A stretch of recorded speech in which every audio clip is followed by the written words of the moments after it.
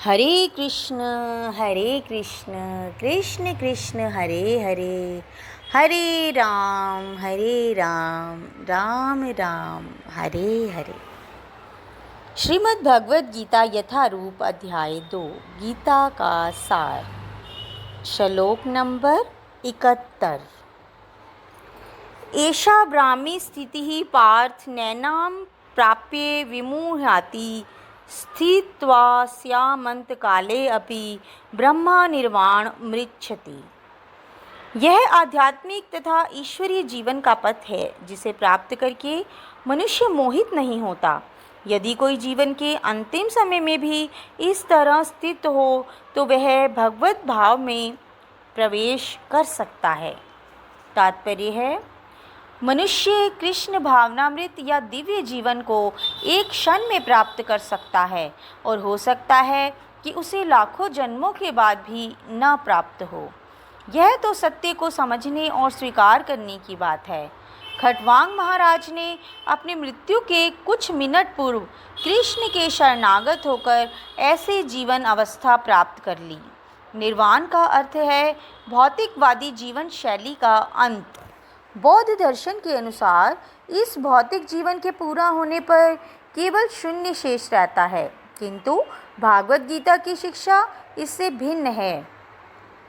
वास्तविक जीवन का शुभ आरंभ इस भौतिक जीवन के पूरा होने पर होता है। स्थूल भौतिकवादी के लिए यह जानना पर्याप्त होगा कि इस भौतिक जीवन का अंत निश्चित है, किंतु आध्यात्मिक दृष्टि से उन्नत व्यक्तियों के लिए इस जीवन के बाद अन्य जीवन प्रारंभ होता है। इस जीवन का अंत होने के पूर्व यदि कोई कृष्ण भावना भावित हो जाए तो उसे तुरंत ब्रह्म निर्वाण अवस्था प्राप्त हो जाती है। भगवत धाम तथा भगवत भक्ति के बीच कोई अंतर नहीं है, चूँकि दोनों चरम पद हैं। अतः भगवान की दिव्य प्रेमा भक्ति में व्यस्त रहने का अर्थ है भगवत धाम को प्राप्त करना। भौतिक जगत में इंद्रिय तृप्ति विषयक कार्य होते हैं और आध्यात्मिक जगत में कृष्ण भावनामृत विषयक। इसी जीवन में ही कृष्ण भावनामृत की प्राप्ति तत्काल ब्रह्म प्राप्ति जैसी है, और जो कृष्ण भावनामृत में स्थित होता है वह निश्चित रूप से पहले ही भगवत धाम में प्रवेश कर चुका होता है। ब्रह्मा और भौतिक पदार्थ एक दूसरे से सर्वथा विपरीत हैं। अतः ब्राह्मी स्थिति का अर्थ है भौतिक कार्यों के पद पर न होना। भगवत गीता में भगवत भक्ति को मुक्त अवस्था माना गया है। अतः ब्राह्मी स्थिति भौतिक बंधन से मुक्ति है। श्री शील भक्ति विनोद ठाकुर ने भगवत गीता के इस द्वितीय अध्याय को संपूर्ण ग्रंथ के प्रतिपाद्य विषय के रूप में संक्षिप्त किया है।